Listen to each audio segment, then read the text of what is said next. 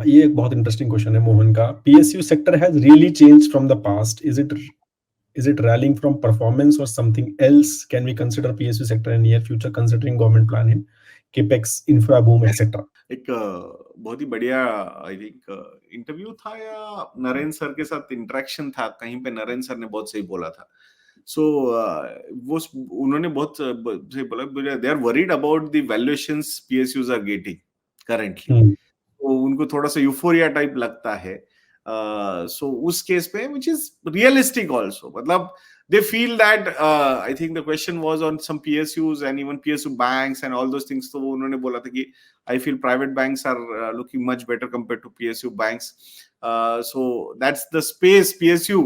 The way the pace of discounting was so fast.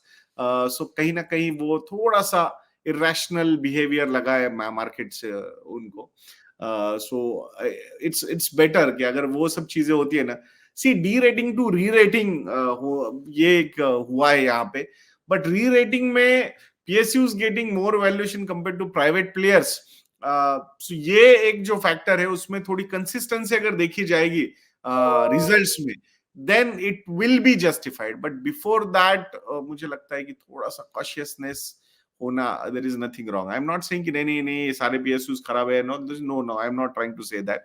So but be little cautious, मतलब पहले जिस तरीके से मिल रहे थे वैल्यूएशंस वैसे तो नहीं है, बट नए वैल्यूएशंस में अब कंसिस्टेंसी इज वेरी इंपॉर्टेंट। जब derating to rerating हो जाती है तो वहां पे अगर परफॉर्मेंस नहीं आता है तो उसको वापस फिर से पीटने, मतलब वो I think harsh reactions market दे सकता है।